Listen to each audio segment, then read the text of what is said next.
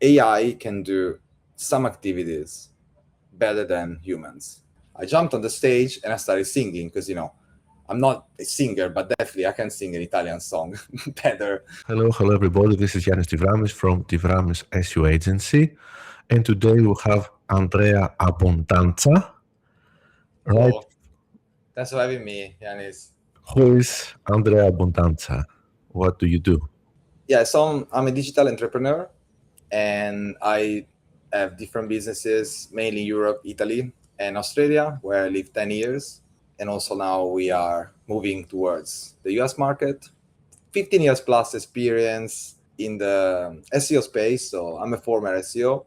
And lately, we're definitely moving towards AI quick because things are changing fast. So SEO, as we've been knowing it, is changing. And the impact that AI is having today on business and operations, especially for digital marketing agencies, is huge. We need to ride this transformation and get ready for the present and the future. That's why I created like a brand called SEO for Restaurants. You can find seoforrestaurants.com. And if you search on Google, you find us at position number 1. We're specializing in digital marketing for hospitality businesses and restaurants. And we guarantee a 40% increase in 12 months of bookings on average for the clients that work with us. Okay. If you know some restaurants, hospitality businesses, or hotel that need some marketing, we definitely know the niche really well.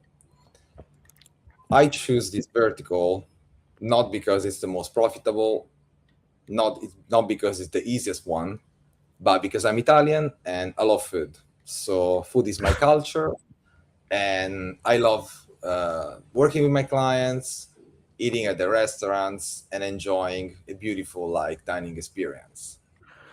Another question: how you left the generic SEO agency and you went to AI? What happened? It is all about efficiencies and costs. The old business model that has been usually having main team onshore, could be in Italy, could be in Australia, and then some of the repetitive tasks has been managed mainly by my Asian team for cost reasons, right? So you can definitely onboard clients that pay higher retainer, and then delivery can be done in a different place, right? But now it is not just about cost effectiveness, but it's also about efficiency. AI can do some activities better than humans. It is cost efficient, and it works better because sometimes humans keep making mistakes. But if you build a complete tested system that works 100% without hallucination, then that's going to perform better than humans. Exactly, but I think this is the main problem because after the SEO Saigon Summit, so Mastery Summit that I met you there, and we sang Bella Ciao in the States. I went home in Larissa, Greece, a small village in the middle of nowhere, and because I had no one to see, no networking here, I started with the AI. So what have you been doing, Yannis? Yeah, the problem is with hallucinations that what happened with hallucinations. I started with Claude, Claude coding. Then I moved and tried almost every other AI, Yes. tool. And normally the best tool was Claude Cowork, but we had a huge problem in doing the tasks. You know what I mean? I asked Yes. for Claude Cowork to build my website, and it burned 50 euros in one day, and the site is down. Oh, sorry. Yeah, the site is down because AI cannot understand that it has to retain the site up, and not to make any mistakes, so the site will go down. That's one main problem. So I would like to ask you, how did it work for you to have AI deliver results? So the first step is understanding what tasks should be handled by AI. Okay. So as I said before, like repetitive tasks can be definitely automated. More complex projects can be automated. The most important prompt is the first prompt. Why?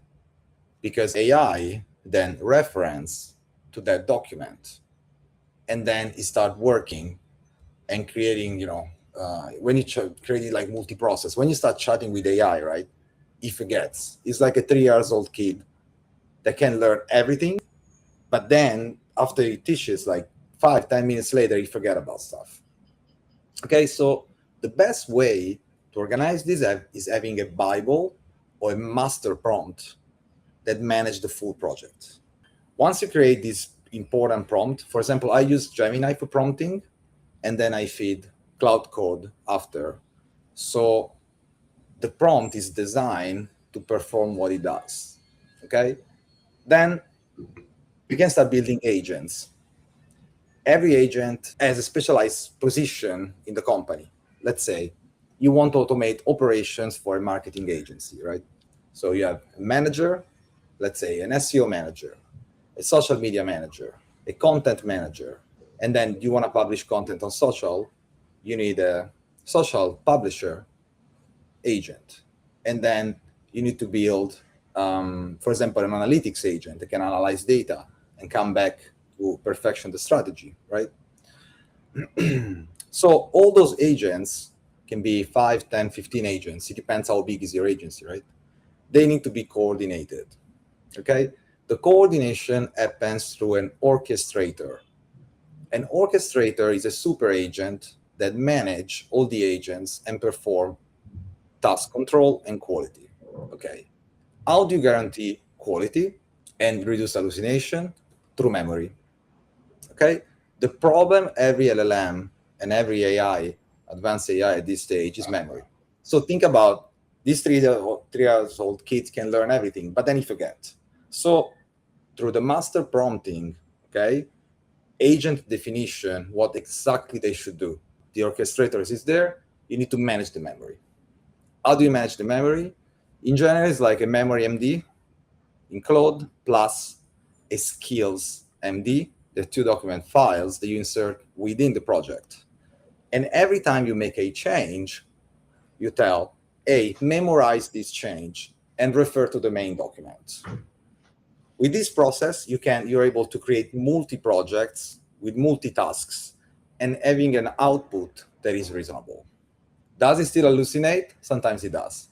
That's why then you need a human to actually supervise the AI and get to a point that the AI is good enough to make sure that it doesn't make mistakes. Right now, you're building AI automating tools like the Ciao Bella bot. Do you want to speak about this? What is Ciao Bella Yes. and what is she doing? So Bella, Something new. Bella is a female avatar, but just because my target audience are restaurant owners, and 85% of restaurant owners in Australia and in Italy, they're men. Then of course they don't decide. It's always the wife that decides for them. So they shouldn't get jealous of Bella. But Bella, it is like a female avatar. When you build an avatar, you should always go back to the target audience, and then you build something that can resonate with them. But I'm gonna tell you the story how Bella Ciao came alive. So I was speaking at a Maze conference in Chandigarh in October 2025, right? And there was a Punjabi band that was playing on the stage, and they were playing Punjabi songs, and they were playing US, British classics. And then at one point, I was so surprised. They played Bella Ciao on the stage. So I couldn't resist. I jumped on the stage and I started singing because, I'm not a singer, but definitely I can sing an Italian song better than the English singer. Anyway, they were really happy. I just performed the song and I felt like people were excited. They asked me to sing the song again. And I was like, is Bella Ciao the most international famous song now? And I was like, you know what? I got my avatar is called Bella. Ciao is the booking system. and it will be represented by a dog. So Bella will have a dog, and she also has some friends. And we just actually I'm just creating the whole like marketing narrative for the project, right? And so I decided to call the tool Bella Ciao. Yeah, all this concept, it's very Italian, you know, to me. It's funny, and it's how people, is it the right way that people would embrace technology and new technology that cannot understand, so they personalize it? So we've been talking with friends and brainstorming a lot. Here in Bangkok, there are a lot of like amazing entrepreneurs. And yes, personalization is definitely the way to go. So you can build your own personal branding, you can build a company branding, but and specialize. So this way you're going to be recognizable, because if you're not specializing, if people don't know you, how do you differentiate yourself from the others? Going back to sales, going back to the basics, right? People buy from people, right? So when you build trust, when you create your network, when people trust you that you're going to do a good job, then it's going to be easier for you to close the deals if they have the budget or something else doesn't happen in their life. But in general, yes, creating an avatar, creating something personalized that people can relate to is going to work. But going back to the basics, the five sensory like apparatus that humans have, right? Hearing, yeah, you can hear music, you can actually stream, so AI is already there. The sight, yes, now you can wear meta glasses, you can see the reality, you can talk with your friends, doing videos, go to a dinner and film the whole experience. So it's gone. But Yanis, how AI is gonna provide taste, touch, emotions, Yes. connections, and smell? So I think AI can replicate a few elements of the human experience, but not all of them. Okay, and what do you do for the restaurants? What do you provide for them? So first of all, I'm gonna listen to your needs. In general, I can say that most of restaurants they struggle with leads. That means booking is the case. So first of all is learning the industry. When you specialize, you understand better how they talk, and you can phrase your questions in a way that you understand where they're at. So the first questions I would ask them, of course, is where they're located, how many seats they have. I can do this research by myself. How many more clients can they handle? Because eventually, when I start getting 20, 30, 40% more bookings, are they organized enough to manage those? Are they in a touristic area or they're like in a remote area? Marketing should be different. And then I start analyzing their Google business profile, their website, and provide some recommendations saying, for example, you can add reviews to a site to create more authority, or have you been mentioned in some publications? We can mention that on your site. Is your menu updated? Should we create better pictures? And then, of course, I don't go too much into the technical details, but the 40% increase in bookings guaranteed, it is not just one platform. It is SEO and website management, Google Ads that works well for restaurants, and then it gets better and better the more you create the audience. Newsletter, free content that you can always send if you have an email list. And then we follow the main days for restaurants: Mother's Day, Father's Day, Easter, Christmas, some Valentine's. So we create, personalized campaigns that follow the most important days. So we get ready, and this way we're able to increase bookings. The last pillar, but it is too much to, in general, communicate at the first meeting, is also the social media ads work.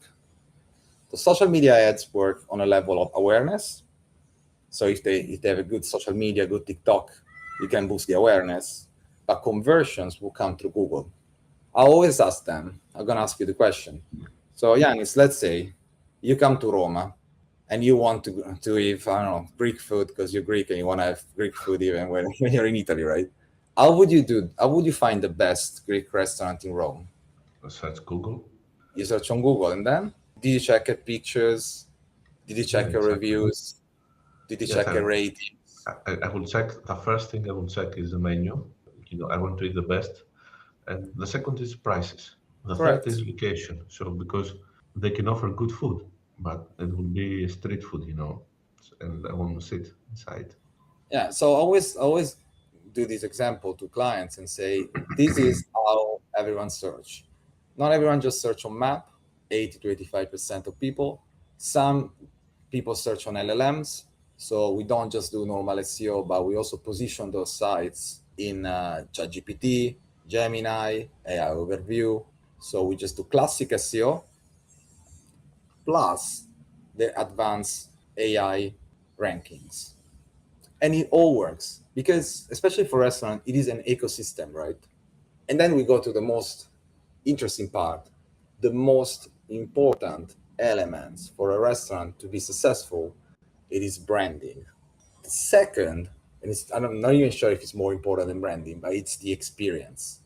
You might not remember that beautiful pasta that you had on your plate, how it tastes, but you remember how did you feel when you had that dish, Yeah, you exactly. know? Exactly. And another question. SEO for restaurants is your main website, so Yeah. someone can find you from there. Can you provide the same services to increase the leads to other business? Like for me, I'm an SEO agency, for instance. Hmm. Can you do this for Yeah. me to increase the leads 40%? Yeah. So the new The project, leads or the sales? so I provide leads and then you should have a sales process. What I tell to restaurant owners all the time is I will drive more people, more traffic to your site, and a lot of those people will come and walk the door at your restaurant. Then your job is make sure that they have the best experience, the best food, and eventually they're gonna leave a good review, right? If they can do that, they've done the job. But the same thing is for leads and sales. I can drive more leads at the pipeline, but then I don't step in too much into the sales process because that's a completely different job. If some business will come and they want to partner with me, I'm definitely happy to look at the sales system. But this is a different set of skills. I do sales myself. I use different sales coaches. I sell in different places of the world, so I understand sales. And Yeah. that's why a lot of, especially small businesses, they fail with digital marketing because they don't understand the difference of leads coming from the web. It is totally different from leads coming from your network. Because when it's your network, you already build that trust. When someone comes from internet, you need to build that trust first. And then, of course, you can create case studies, you can create, reference, whatever it is. But the whole point is trust. Because as I said before, people buy from people. Going back to what you were asking me before, Yannis. Yes, I have 15 year experience in different markets. I worked in Italy. I have a normal digital agency, classic, I would say. It's called Brianza Digitale because I'm from Monza. So Monza is the main city near Milano, where Brianza is. It's a region that goes from Milan to the Como Lakes and towards Switzerland. And yes, we provide website, SEO, Google Ads, and then of course AI optimization at this stage, video creation because we have a local team that can go and shoot videos. So that's a classic agency. But then 2 years ago, I started my new project. It's called AI Tempo. So it's like, do you have time? It's like sort of like playing with the words, right? With AI at the beginning. It is an Italian brand. A lot of my friends is like, Italians are good at cooking food. How they can be good at technology, right? So And that's the main. Greeks are good in eating food only. Exactly. But anyway, so I have a team in Italy now, 7 people. We got two full stacks in Torino. Then the other remaining team is in Italy. One of our guys, like Ari, also teaches at university AI. So I'm actually like building an international team. And now AI Tempo is gonna go at Phuket Summit. I'm gonna be a speaker and running a workshop about AI swarms. And then we're gonna be in Melbourne. So I'm really excited to actually present Italian brands that are not luxury and fashion. That is something related to technology. So hopefully people are not going to judge me bad because I'm Italian, because also we can be good at technology. Okay, so how can someone find you? If you're a restaurant owner, you type it in SEO for restaurants on Google and you find my result on the top. If you are an agency or an enterprise client and you're looking for advanced automations and system to create efficiencies within your business, you can contact me on Andrea Abbondanza on LinkedIn. That is my name. Or you can find aitempo.it. Every country out of Italy, they're gonna see an English version of the site. You can definitely send me a message on WhatsApp and you can contact me. And if you want, my email is andrea@andreabbondanza.com. So send me an email, send me an SMS, send me a WhatsApp, and I'm gonna reply back to you. Okay, Andrea, it was a pleasure to having you. So thank you, Andrea. Thank you, everyone, for watching this podcast. Follow us in every social media, hashtag Divramis and Divramis SEO Agency or Divramis.com if you want to rank first in Google. Also, if you want to do AI automation or do you have a restaurant, you can visit SEO for Restaurants or the AI Tempo website. Thank you, everyone. Thank you so much. Thanks for having me. Bye, Yanis.